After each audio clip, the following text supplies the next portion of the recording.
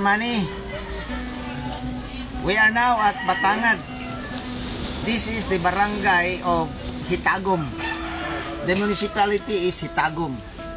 This is near Libertad. And after Libertad, we have Pinitaw. This is the background of the place.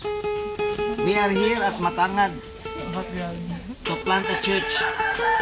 Along with me are the young people of Hillside, Lower Malulang, Assembly of God Church. Together with me also is the youth pastor, Pastor J. Yeah. I'm so glad Jesus set me free.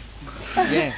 So I'm thankful that I arrived in this place. And you know what? I didn't expect that I can come with you guys. Because I have no enough money for this outing, but I thank the Lord. Although I expect too much to my cousin with his chickens, 3 chickens. We're flying. Our viands today, but thank God that I realized that I should not put my hope to 3 died chickens, but to the only one living God. Hallelujah, dalay ko ng Diyos. Back to you, Pastor. Thank you for that quiet short remark from our youth pastor, Pastor J.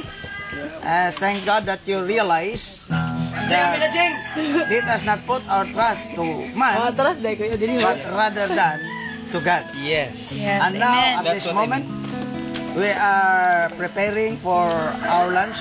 And we have our young people who are doing the preparation. Here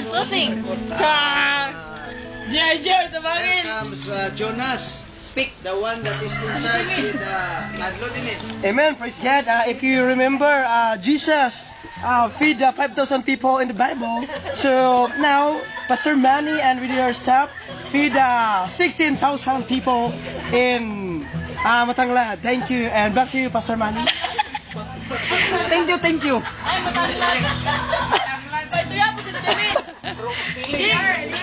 No comment. Busy at the moment.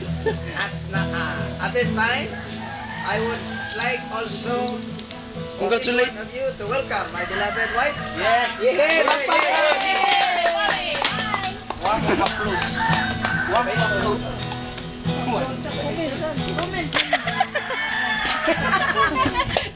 YouTube. We're very enjoyed here. Very. Okay. Yeah.